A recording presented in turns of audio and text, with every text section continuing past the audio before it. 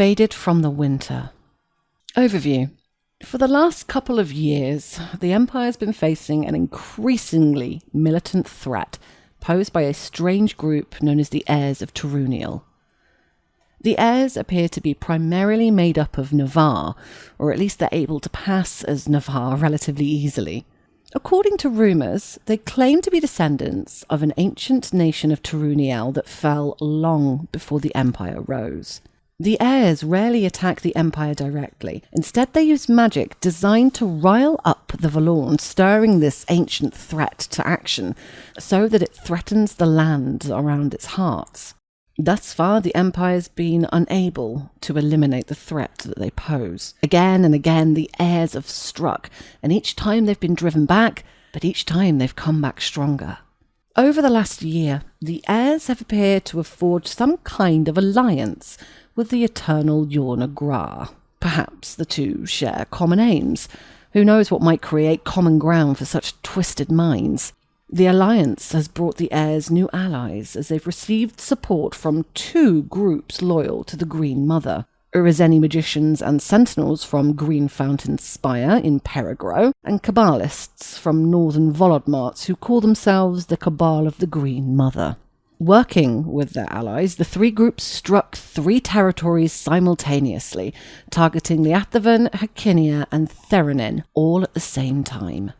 The Empire chose to concentrate their forces on defending Hakinia and Theranin. The heirs and their allies are canny opponents, and they rarely take the field directly. Instead, they prefer to act through magic, sabotage and subterfuge, and leave the actual fighting to the Valornspawn.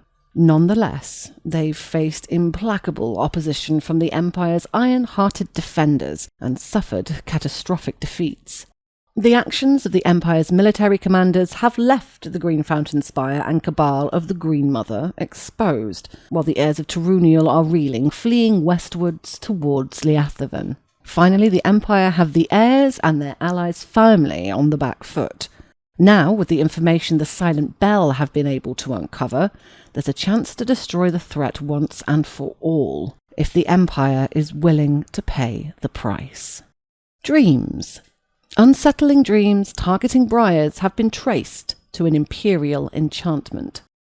Over the last season, Briars all over the Empire have been experiencing strange dreams. These night visions have featured pristine wilderness, with the suggestion that they'll be able to live freely there. Some experience dreams of acceptance and comradeship, something many of them have rarely known, given the suspicion of some Imperial citizens towards those with spring magic in their veins.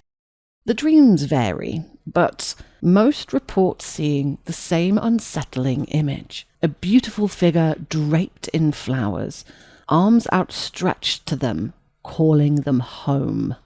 This figure is almost certainly Yhorna Gra, known to some as the Mother of Briars. The dreams appear to be a part of a concerted effort to appeal to the Briars of the Empire, inciting them to reject the trappings of civilization and come home.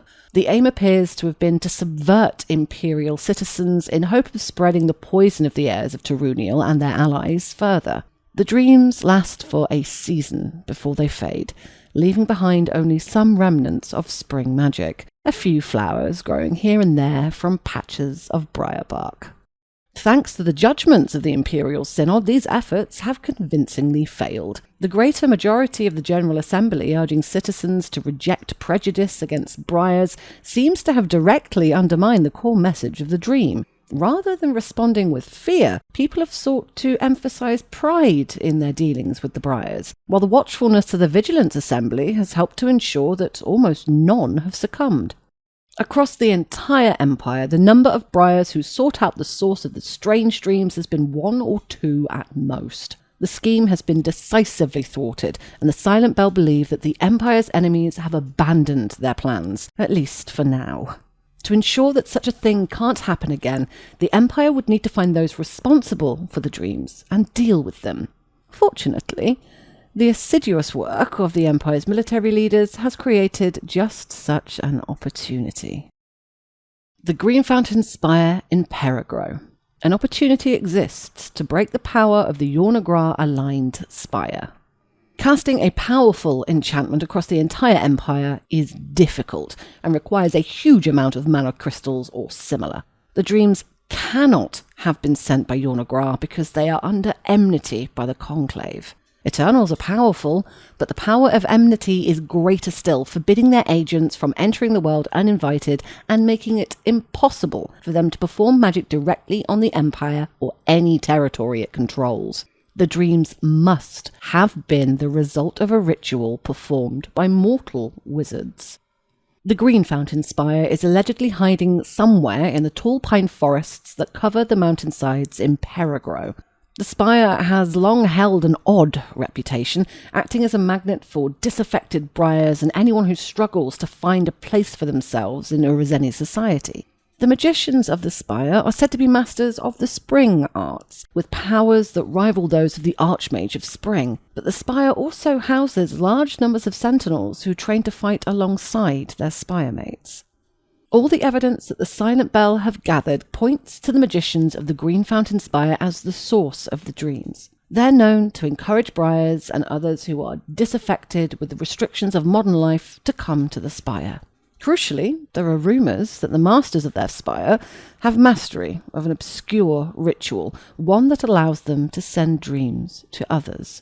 Clearly, they have the motivation, and if the rumours are true, then they also have the means. Such rituals are not uncommon in the Empire, but they are almost invariably of the Night Realm. The Green Fountain Spire would not be able to cast a powerful night ritual. There's no evidence that they've got any experience with the Night Realm. However, if their dream ritual was of the Spring Realm, then it's likely they could have cast that enchantment over the whole Empire. It would have lasted a season, intensifying as the campaigning season got underway, but fading by the time the winter equinox begins. There would be little left after the ritual ended, perhaps some minor physical remnants of the spring magic used to power the ritual at most. Now, as a result of the Empire's vigilance and the dedication of the military captains, there's an opportunity to directly confront the Green Fountain Spire.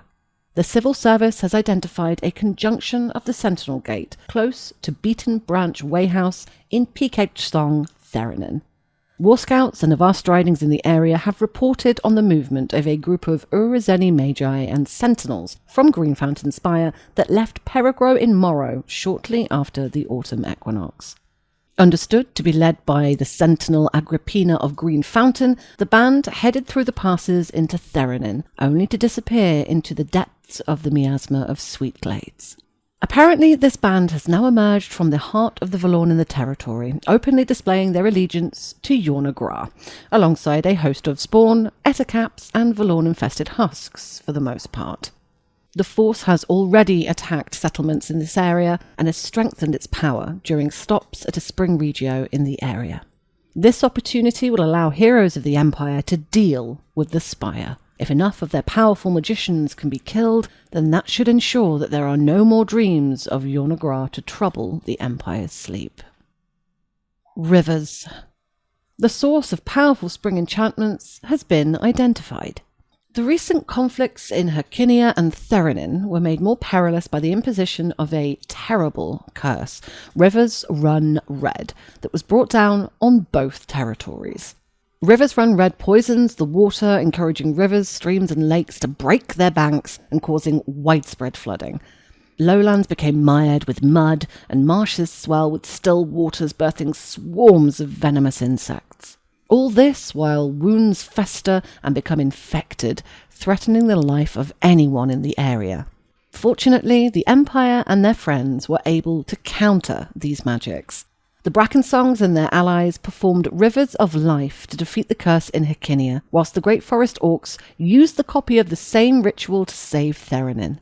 Such rituals are expensive to perform, but they were essential to minimize the losses to the Empire when fighting the Valornspawn. This use of Rivers Run Red curse marks a dangerous new development in the fight against the heirs of Taruniel and their foul allies. Rivers of Life is known to stir the Valorn to life, causing wild, rampant growth. Whilst the two rituals cancel each other out, it's not clear that Rivers Run Red wouldn't also cause similar problems if left to run its course. It is, after all, a powerful spring curse, and one that floods the territory with spring magic.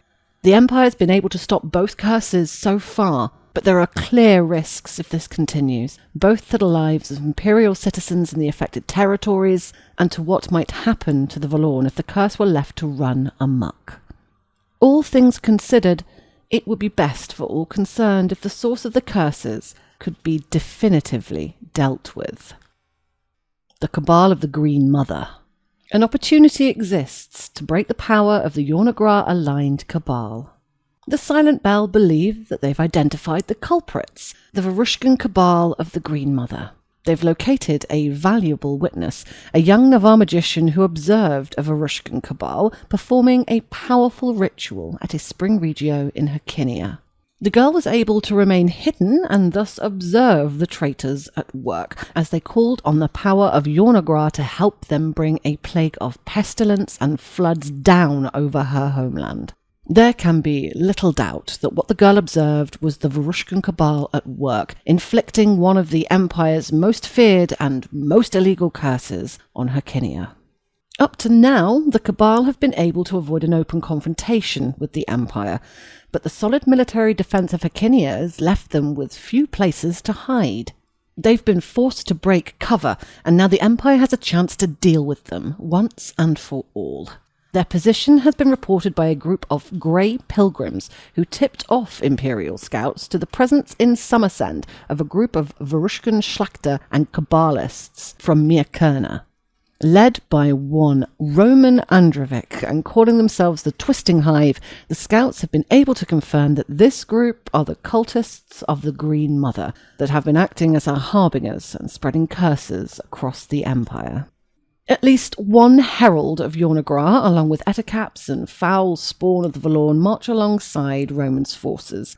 Thanks to the swift reports of the civil service, they've identified an opportunity at Gildenroad to confront the motley assemblage and end the threat that they pose. The Twisting Hive present a formidable force and have numerous spawn at their command. It's expected that they'll be well prepared for an attack and will fiercely defend the herald with them. Dealing with the herald, some kind of child of the Green Mother, will be no easy task, but it's likely to be essential before the cultists can be definitively dealt with. Roots. The Senate could pass a law in support of the Conclave's declaration of enmity. The threat of Yhornegrah idolatry to the Empire could be broken. Dealing with the cultists of the Yhornegrah in both Herkinia and Theranin will deal a major blow to the power and threat posed by them. If the Empire are successful, the power of those groups will be broken and the threat that they present will be ended. However, the Silent Bell are convinced that these two cults are not the only servants of Barkspawner in the Empire. There are other groups, smaller, more secretive for the moment. Such is the nature of their work, that the Silent Bell have far more leads than they could ever hope to pursue. Scores of unsubstantiated rumours, endless accusations, and countless tip-offs. To investigate them all would be a mammoth undertaking, and would need the full force of the law to be effective. While the Eternal remains under enmity, it's illegal for Imperial citizens to consort with Yhornegrah, but the Senate could go further and instruct the magistrates to take a more proactive role in seeking out agents of the Eternal of Spring. With a suitably worded motion, similar to the one used to make membership of the Vaig a serious crime, they could encourage magistrates to investigate any rumours of involvement with Yhornegrah.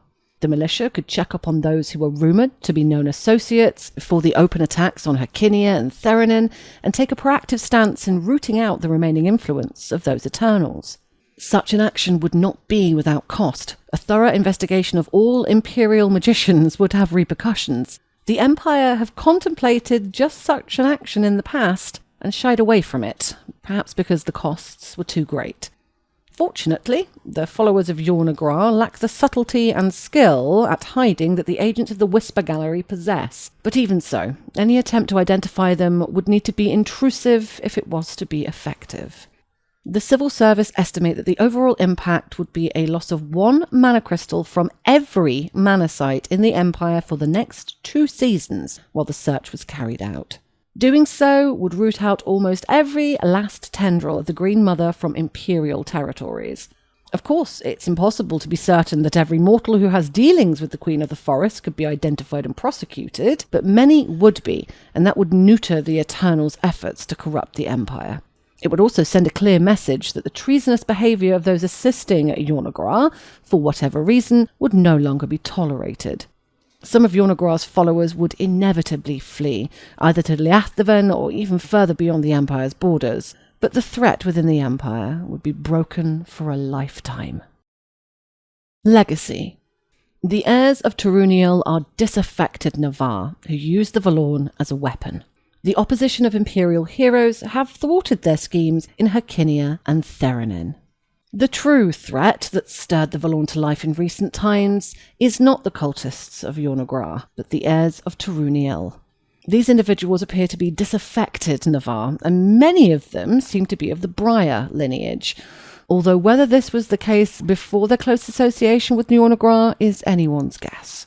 But far from being driven by a lifelong mission to oppose the Vallorn, they seem to pursue any method available to spread the infestation.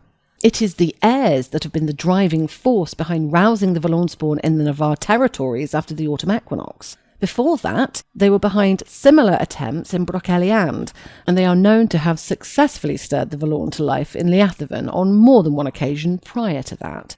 It's not certain what their purpose might be, but it's clear that the Empire will not be safe until they're dealt with. Fortunately, the stalwart resistance to their efforts in Hercynia and Theranin has forced them into the open. Nobody is sure how many heirs there really are, but a number of them are believed to have fled west, seeking the relative safety of Liathven. That is not a problem that could be dealt with now, but the Empire can deal with those who have not yet fled. Thanks to the vigilance of the Synod, there are 2 opportunities to catch some of the heirs before they can retreat to their bolt holes.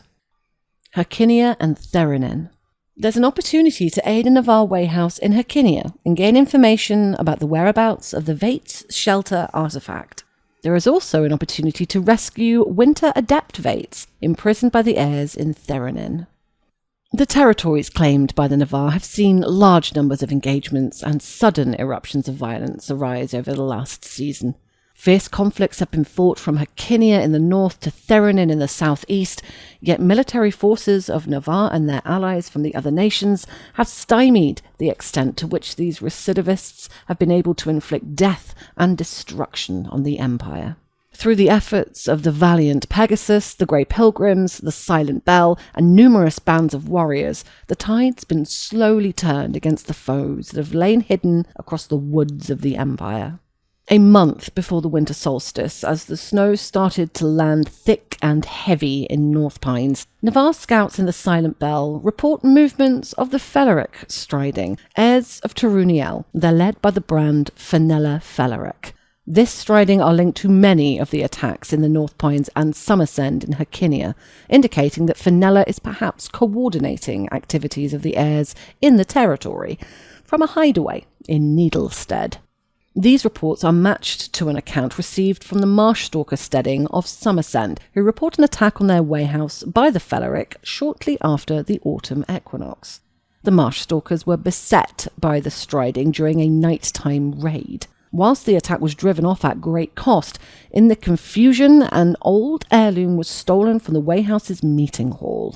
An opportunity has been identified to strike against the Feleric striding, possibly eliminate their leader Fenella, and recover the lost item. The heirloom is known by the Marshwalkers as the Promise of Home, which is an old icon of the Witness that had been hallowed with true Liao during the reign of Empress Teleri. If recovered and returned to the Marshwalkers via the Navarre Egregore, the steading has promised to travel to Anvil at the spring equinox. Following a call made by the Navarre National Assembly, the Marshwalkers have knowledge to share about the Vates Shelter, an artifact Abraxas stone that was lost to the Navarre during the reign of Empress Brannan some 130 years ago. This past season, the Grey Pilgrims of Highguard have supported military forces stationed in the area that are taking the fight to the traitorous Navarre and the existential threat posed by the Vallorn's very nature. At Tower's Edge Halt, above the River Tarn in Theranin, the devout opponents of the Vallorn report on an incident involving the Greenstride steading and a coven of Vates skilled in the magics of the Winter Realm. The Grey Pilgrims tell of a nighttime encounter with a member of the Frozen Steppes Coven, who stumbled into the light of their campfire whilst fleeing. The Frozen Steppes Coven are a small group of Vates with an interest in the Winter Realm who were prominent at Anvil during the reign of Emperor Walker over a decade ago. The young magician claims that their entire coven had been captured by the Greenstride Steading and were being interrogated and forced to perform rituals for their captors. Apparently, the Greenstride Steading are eager to identify ways that the Valornspawn might be protected from winter magics, such as Ward of the Black Waste, and are apparently forcing the Frozen Steppes Vates to help with their work. The Grey Pilgrims have attempted to scout the Steading, but there are far too many heirs and Valornspawn in the area for them to attempt a rescue. Instead, they've reported the information to the Imperial Prognosticators, who have identified an opportunity to rescue the Vates and strike against the Steading, with the potential to kill their leader, Clivorn Greenstride, who is believed to be present. Origins. The Empire has limited information about the situation in Liathaven. The spy network might be used to gather intelligence about the heirs' activities there.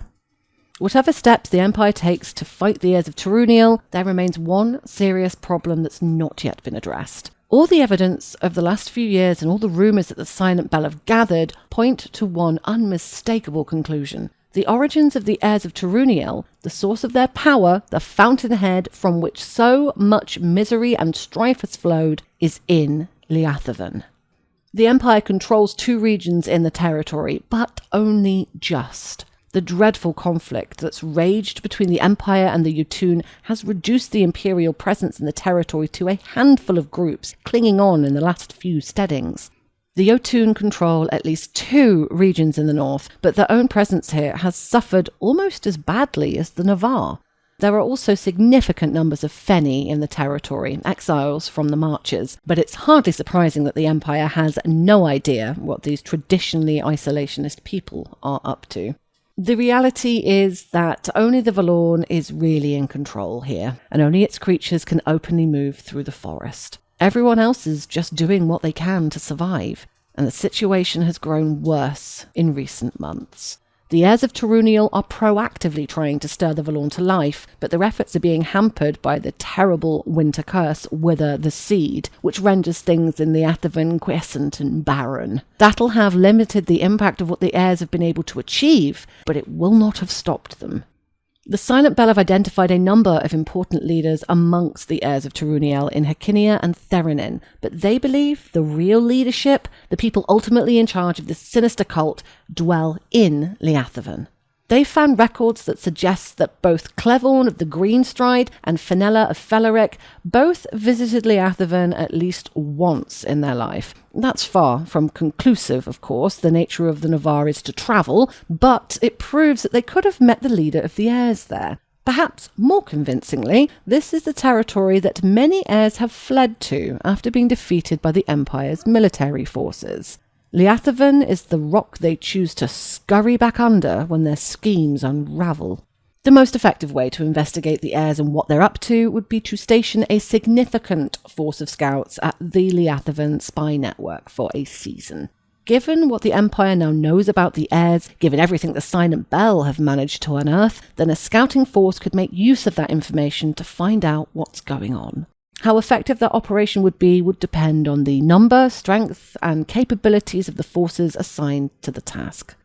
If you send 5 units, then an idea of the scale of the heirs of Turuniel presence here and any changes that have taken place following their activities here last season would be achieved. 10 units, and information on any response by the Jotun to the Valorn or the heirs, along with warning of whatever the heirs are planning next might be gained. And 15 units may give you an insight into the nature and identity of the leadership of the heirs and an opportunity to send a significant force to try and take out that leadership. The results are cumulative, so if 15 military units in total are assigned, then the players received all the benefits listed in that table. They're also cumulative with the usual effects of a spy network. This information supplements rather than replaces the usual reports. If the Empire doesn't take this opportunity quickly, then the leads the Silent Bell have gathered will quickly lose their usefulness. The Empire could use the spy network to learn what's going on in the territory at any point, but the opportunity to gather specific information and to potentially uncover opportunities to strike against the leadership of the heirs will be lost by the start of the spring equinox.